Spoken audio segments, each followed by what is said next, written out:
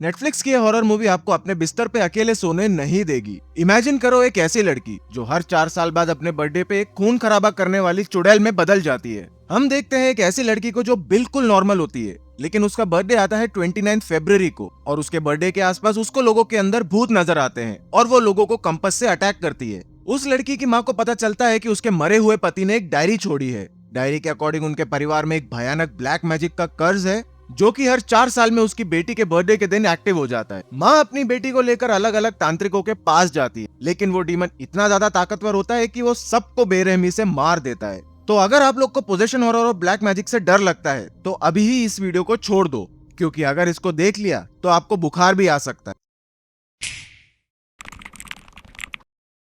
कहानी की शुरुआत होती है मार्सिना नाम की एक औरत से जो अपनी बेटी की लाश के सामने बैठी रो रही थी। वो बार बार खुद को कोसती है कि वो एक अच्छी माँ नहीं बन पाई। रोते हुए वो घर से बाहर निकलती है और वहाँ बंधी हुई बकरियों को वो एक तलवार से बिना किसी दया के काट डालती है और साथ साथ में वो ये बात भी दोहरा रही होती है कि जिन्होंने भी उसके साथ ऐसा किया उन लोगों को इसकी सजा जरूर मिलेगी। इसके बाद मार्सिना अपनी झोपड़ी के पास में ही बने एक बहुत बड़े घर के सामने पहुंचती है। यहाँ पे एक कपल अपनी बेटी टिनी का बर्थडे मना रहा था। टिनी की माँ उसे दूर रहने के लिए कहती है। मार्सिना उन सबको गुस्से की नजर से देखती है और अगले ही सीन में घर के बाहर एक पेड़ से लटककर अपनी जान ले लेती है। यहाँ से कहानी 3 साल आगे बढ़ती है। यहाँ पे हम आरुम से मिलते हैं जो कि एक टीनेजर होती है जो स्कूल में पढ़ाई कर रही होती है और उसका बर्थडे सिर्फ 5 दिन दूर है। वो अपने क्लासमेट्स को बर्थडे के लिए इनवाइट करने में बिजी होती है और तभी उसे क्लास के बाहर मार्सिना की एक झलक दिखाई देती है जिसे कि वो इग्नोर कर देती है। लेकिन धीरे धीरे मार्सिना उसके साथ पढ़ने वाले हर बच्चे के चेहरे में नजर आने लगती। इस हॉन्टिंग से घबराकर और पैनिक में आकर आरुम एक कंपास उठाकर वार करने लगती, जबकि असल में वो अपने ही क्लासमेट्स को इंजर कर रही थी। वो कई सारे बच्चों को इंजर्ड कर देती है और इसी वजह से स्कूल वाले उसकी माँ लस्तिनी को बुलाते हैं।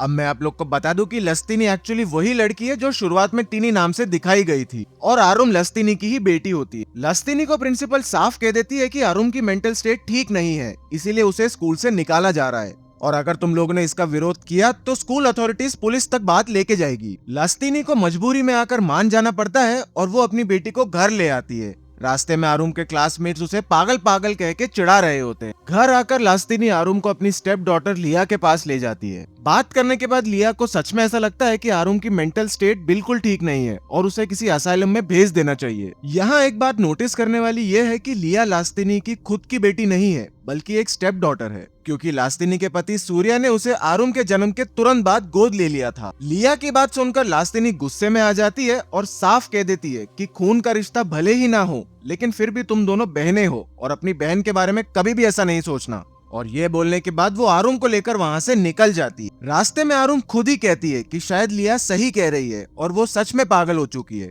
इस बात पर लस्तिनी जवाब देती है कि उसे कोई फर्क नहीं पड़ता। वो आरुम से प्यार करती है और उससे वादा करती है कि दुनिया में जहाँ भी इसका इलाज होगा वो उसे ढूंढ निकालेगी। आरुम खुद को दिलासा देती है कि वो ठीक हो जाएगी, लेकिन अगले ही पल उसका इविल रूप आ जाता है और वो बहुत ज्यादा भयानक होता है। घर पहुंचने पर लास्तिनी का सबसे छोटा बच्चा जिसका नाम रमा होता है दोनों का इंतजार कर रहा था। आरुम अपने कमरे में चली जाती है और रमा उसके पीछे पीछे आकर उसे खेलने के लिए बुलाता है। जब वो उसकी तरफ मुड़ती है रमा को एक पल के लिए उसका भयानक रूप दिखाई देता है, लेकिन तुरंत ही आरुम नॉर्मल हो जाती है और कहती है कि वो कपड़े चेंज कर कर उसके साथ खेलने आएगी। इसी बीच लस्तिनी अपने पति की यादों में बैठी होती है और एक फ्लैशबैक दिखाया जाता है जो साल 1996 का है। ये एक लीप ईयर होता है और 29 फरवरी को आरुम का जन्म हुआ था। सूर्या जो कि लस्तिनी का पति होता है बर्थडे की तैयारी कर रहा होता है और अचानक से पोजेस्ड आरुम उसे चाकू से वार कर देती है और मार डालती। लस्तिनी ये सब देखकर बहुत ज्यादा शॉक हो जाती है। मरते हुए सूर्या उससे कहता है कि आरुम का ख्याल रखे और लिया से कहे कि वो आरुम को ठीक करे। असल में आरुम के जन्म के साथ ही एक कर्ज उसके सर आ गया था और उससे मुक्त होने के तरीके सूर्या ने अपनी डायरी में लिखे हुए थे। लस्तिनी को वो डायरी पढ़कर आरुम को बचाना होगा, कर्ज खत्म करना होगा और ये सारी चीजें उसे अगले बर्थडे से पहले करनी होगी, वरना कई सारी जिंदगियां दांव पर लग जाएंगी। एक खास बात जो नोट करने की है कि ये साल भी लीप ईयर का है और इसीलिए आरुम को इसी साल ठीक करना होगा, वो भी उसके बर्थडे से पहले। अब मैं उम्मीद करता हूँ कि आप लोग को समझ में आ गया होगा कि स्कूल में जो आरुम को चीजें दिखाई दे रही थी वो क्यों दिखाई दे रही थी। इसी बीच आरुम रमा के साथ बाहर खेल रही होती। वो मैरीगो राउंड में उसे बहुत जोर जोर से घुमाने लगती है और एक पल के लिए ऐसा लगता है कि वो झूला टूट जाएगा और रमा को बहुत तेज चोट लग जाएगी। उसकी चीखें सुनकर लास्तिनी दौड़ के बाहर आती है और झूला रोकती है, और ये करते वक्त उसके हाथ पर भी चोट लग जाती है। ये सब हो जाने के बाद लास्तिनी अपने पति के डायरी को लेकर रमा और अरुण के साथ निकल जाती है इस कर्ज का इलाज ढूंढने। लिया भी वहाँ पे पहुंच जाती है और याद दिलाती है कि लास्तिनी पहले भी शमंस के पास जा चुकी है और उससे कुछ खास फायदा नहीं हुआ। लास्तिनी जवाब देती है कि जाना जरूरी है, क्योंकि इसी तरह से आरुम और बाकी सब लोग बच सकते हैं। ये सुनकर लिया भी उनके साथ जाने का फैसला करती है। पूरा परिवार अब आरुम के कर्ज का इलाज ढूंढने के लिए निकल पड़ता है। रास्ते में खुशी खुशी सफर करते हुए वो लोग एक गाँव पहुँचते हैं, जहां आरुम को कुछ भूतिया बच्चे दिखाई देते हैं और जिन्हें देखकर वो बहुत ज्यादा डर जाती है, लेकिन लास्तिनी उसे संभाल लेती है।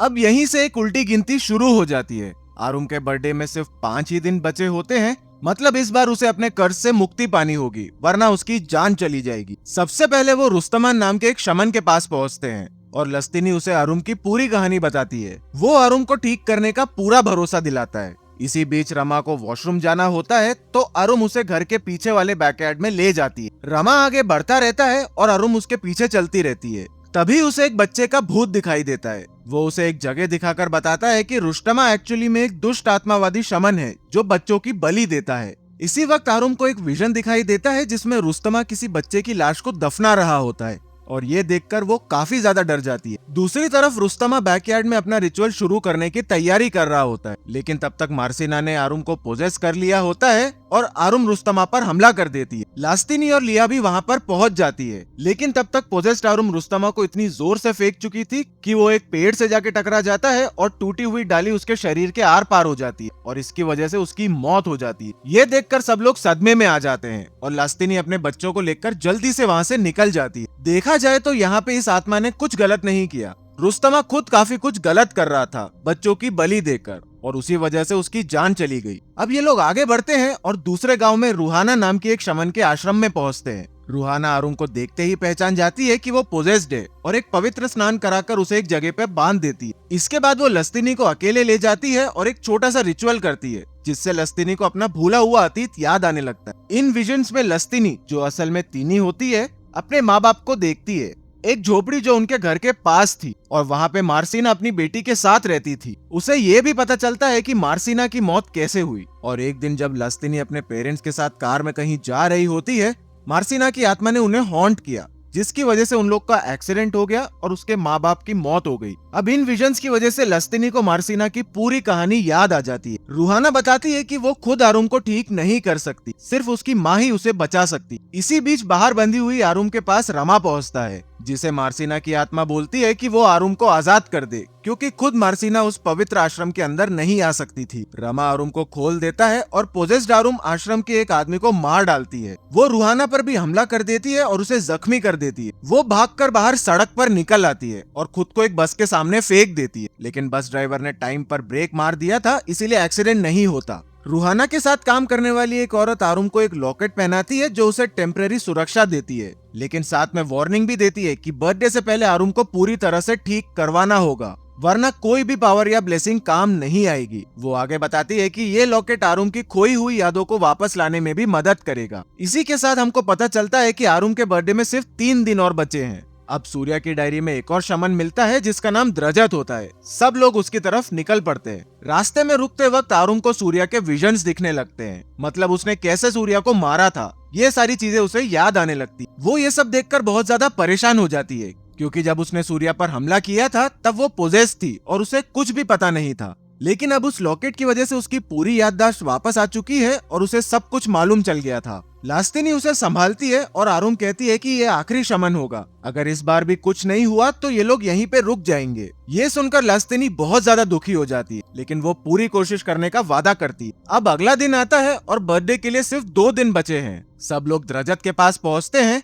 और द्रजत के लोग बताते हैं कि वो लोग पहले से ही उसका इंतजार कर रहे थे। लस्तिनी अकेले में द्रजत से मिलने जाती है। द्रजत उसे बताता है कि उसने सूर्या के साथ मिलकर एक रिचुअल तैयार किया था, लेकिन लस्तिनी को तब उस पर यकीन बिल्कुल नहीं था और इसीलिए उसने आने में देर कर दी। अगर वो पहले आती तो सब कुछ बेहतर होता। अभी भी कुछ खास बिगड़ा नहीं है, लेकिन देर हो चुकी। वो आगे बताता है कि इस लीप ईयर के बर्थडे पर वो इविल आत्मा आरुम पर पूरा कब्जा कर लेगी और उसके बाद उसे मारने के अलावा कोई रास्ता नहीं बचेगा। लास्तिनी ये सुनकर बहुत ज्यादा परेशान हो जाती है, लेकिन द्राजत कहता है कि उनके पास इसके अलावा कोई और ऑप्शन नहीं बचा। जिस आत्मा ने आरुम को पोजेस किया है वो बहुत ज्यादा शक्तिशाली है और लास्तिनी के बचपन से जुड़ा हुआ है। लास्तिनी अपने पुरानी यादों में खो जाती, जिसमें वो देखती है कि बचपन में वो एक दिन मार्सिना के घर गई थी। वहाँ पे मार्सिना अपनी बेटी आइडा के साथ रह रही थी। उस दिन आइडा बहुत ज्यादा बीमार थी और उसकी हालत देखकर मार्सिना बहुत ज्यादा रो रही थी। लास्तिनी को देखकर मार्सिना उसे तुरंत वहाँ से चले जाने को कहती है, वरना उसके पिता गुस्सा करेंगे। अब इसके बाद कहानी करंट टाइम में वापस आती है। आरुम को रिचुअल के लिए तैयार किया जाता है और इसी वक्त लिया को भी आरुम के जैसे कपड़े पहनाए जाते हैं। आरुम को एक केज के अंदर बैठा दिया जाता है, उसके ऊपर एक कपड़ा डाल दिया जाता है और 5 चिड़ियों को ऊपर लटका दिया जाता है। द्राजत के लोग रिचुअल के लिए गाना शुरू करते हैं, औरतें नाचने लगती है और रिचुअल चालू हो जाता है। द्राजत एक एक करके उन चिड़ियों को काटना शुरू करता है, जिससे आरुम बहुत ज्यादा डर जाती है। वहीं लास्तिनी देखती है कि लिया ने भी आरुम जैसे कपड़े ही पहने हुए होते हैं। लिया उसे बताती है कि उन्होंने उसे ऐसे कपड़े दिए हैं और इसीलिए उसने ये पहन लिए, शायद इस रिचुअल का हिस्सा होगा। जैसे जैसे रिचुअल आगे बढ़ता है, लिया की तबीयत बिगड़ने लगती। लास्तिनी घबरा जाती है और द्रजत से पूछती है कि असल में यहाँ पे हो क्या रहा है।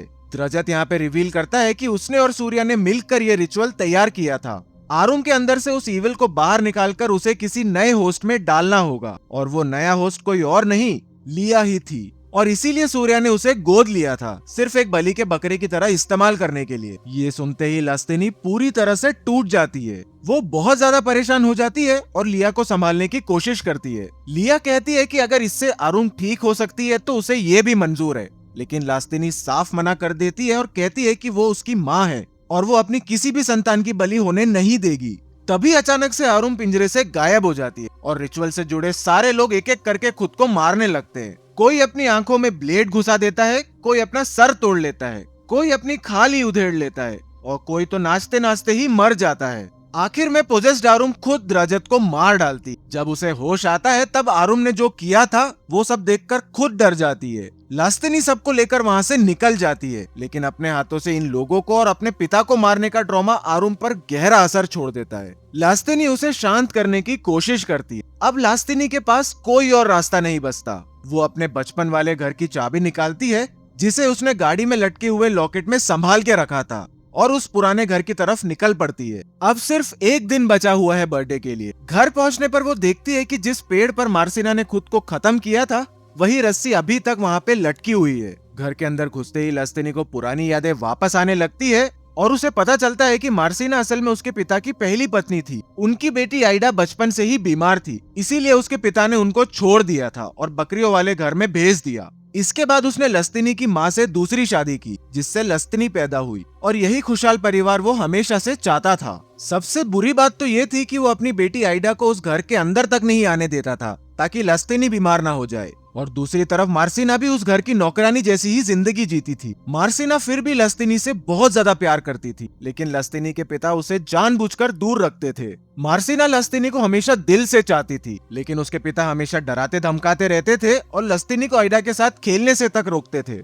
इस बात से मार्सिना को बहुत ज्यादा बुरा लगता था, इसीलिए वो हमेशा लास्तिनी को यही कहती थी कि वो घर चली जाए, वरना उसके पिता नाराज हो जाएंगे। उस घर का ड्राइवर, जिसका नाम बाघेर होता है, मार्सिना की बहुत ज्यादा इज्जत करता था और उसे आइडा से भी कोई दिक्कत नहीं थी। वो लास्तिनी को ये भी समझाता था कि वो आइडा के साथ खेला करे, क्योंकि वो उसकी बड़ी बहन है। बाघेर मार्सिना को बार बार समझाता था कि वो ये जगह छोड़ दे, लेकिन वो हमेशा यही कहती थी कि ये उसका घर है और वो कहीं नहीं जाएगी, और शायद कुछ वक्त के बाद सब कुछ ठीक हो जाए। अब कहानी वापस प्रेजेंट में आती है और यहाँ पे आरुम फिर से पोजेस हो चुकी थी। लास्तिनी उसे कमरे में बेड से बांध देती है और लिया को चाबी दे देती है और कहती है कि चाहे कुछ भी हो जाए वो दरवाजा ना खोले। इसी बीच घर के अंदर लास्तिनी को आइडा दिखाई देती है, लेकिन वो खुद को संभाल कर मदद ढूंढने के लिए निकल जाती है। वो बागिर के घर पहुंचती है और उसे बताती है कि अपने माँ बाप के एक्सीडेंट वाले विजन में उसने बागी को देखा था। तो वो सवाल उठाती है कि वो वहाँ पे उस वक्त क्या कर रहा था और मार्सिना से उसका असल में क्या रिश्ता था। अब दोस्तों, यहाँ से हमको पूरी मूवी की कहानी समझ में आने लगती, ये सब क्यों हो रहा था और इन सब को कैसे रोका जा सकता है। बागिर बताता है कि वो मार्सिना से बहुत ज्यादा प्यार करता था। लास्तिनी के पिता ने पहले मार्सिना से शादी की थी, लेकिन जब उनकी बच्ची हैंडीकैप पैदा हुई तो उसने अपनी ही कजिन से दूसरी शादी कर ली, जिससे लास्तिनी पैदा हुई।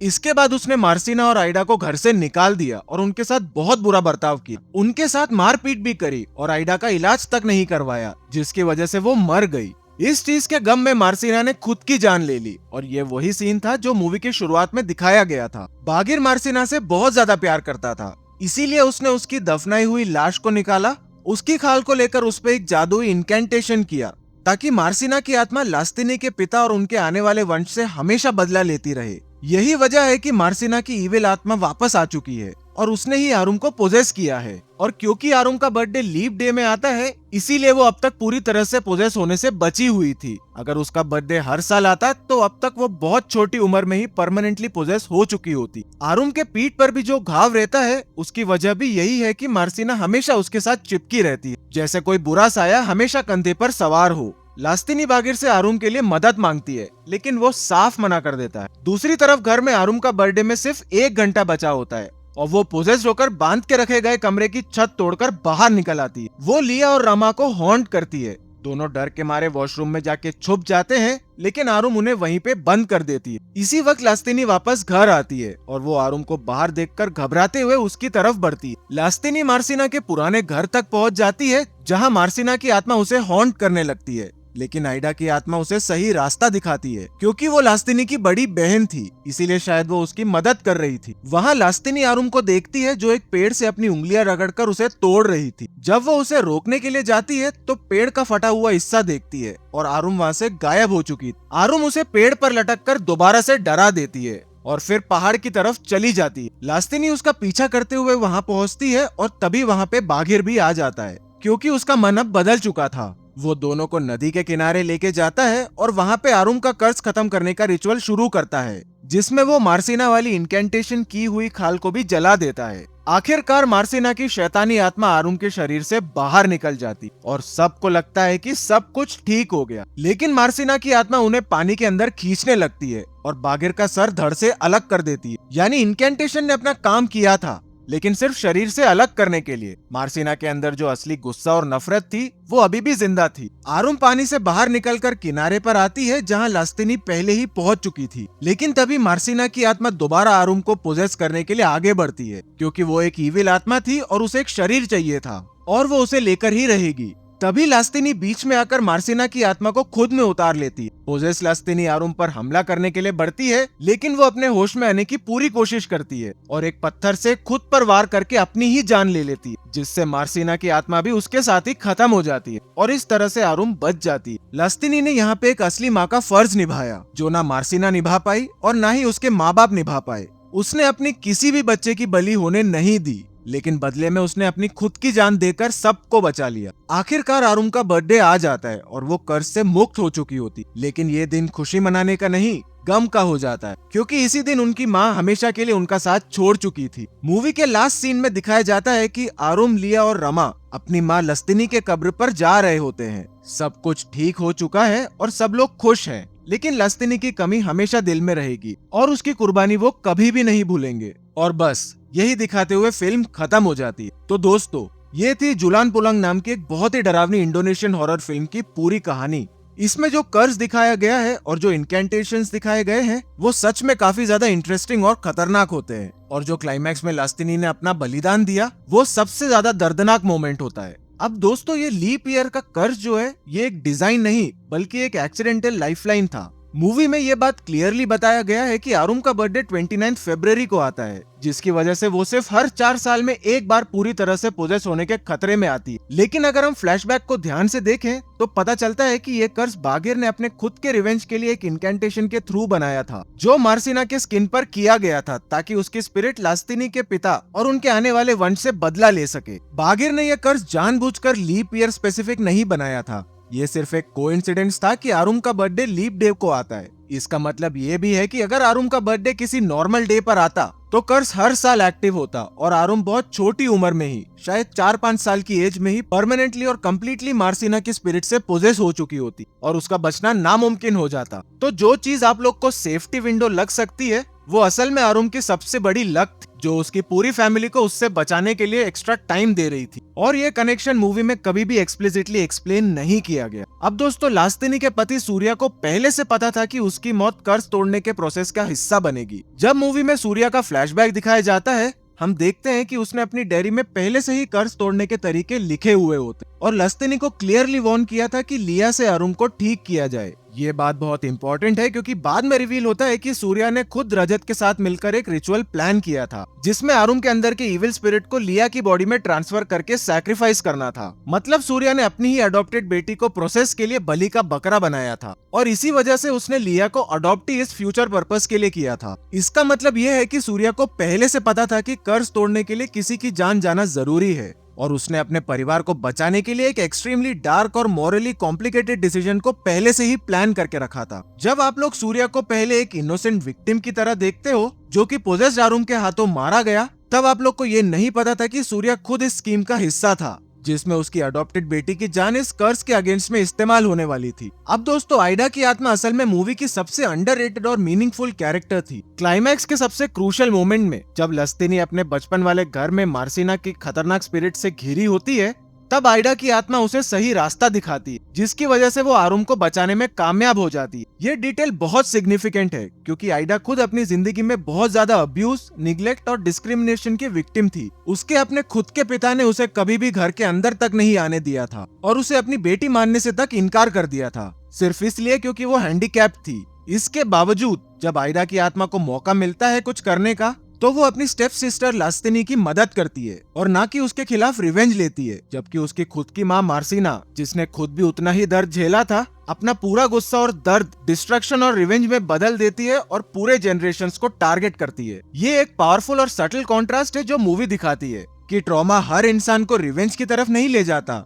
कुछ लोग अपने दर्द को प्रोटेक्शन और माफी में बदल देते हैं, जैसे कि आइडा ने किया। ये इमोशनल डेप्थ आप लोग में से काफी लोगों ने मिस कर दिया होगा क्योंकि आइडा का स्क्रीन टाइम बहुत ज्यादा लिमिटेड है, लेकिन उसका इम्पैक्ट क्लाइमैक्स में सबसे ज्यादा इंपॉर्टेंट रोल प्ले करता है। तो दोस्तों, ये थी मूवी जलांग पुलांग की पूरी कहानी और उससे जुड़े हुए कुछ थ्योरीज के बारे में भी हम लोगों ने बात किया। अगर आप लोग को ये एक्सप्लेनेशन वीडियो पसंद आया है तो लाइक जरूर करके जाना दोस्तों, और अगर चैनल पे नए हो तो सब्सक्राइब भी करके जाना। और सिंस आप लोग को ब्लैक मैजिक वाले कंसेप्ट में बहुत ज्यादा इंटरेस्ट है, इसीलिए मैं आप लोग को इस मूवी के एक्सप्लेनेशन वीडियो को भी सजेस्ट कर रहा हूँ। आप लोग ये वीडियो भी चेकआउट कर सकते हो और इसी वीडियो में ब्लैक मैजिक करना सिखाया गया है, लेकिन आप लोग ब्लैक मैजिक को अपने रिस्क पे ट्राई करना, फिर बाद में मुझे आके मत बोलना कि कुछ गड़बड़ हो गई। तो आप लोग ये वाला वीडियो भी इसीलिए चेकआउट कर सकते। तो दोस्तों, मिलते हैं हमारे नेक्स्ट वीडियो एक्सप्लेनेशन में, तब तक के लिए स्टे स्पूकी।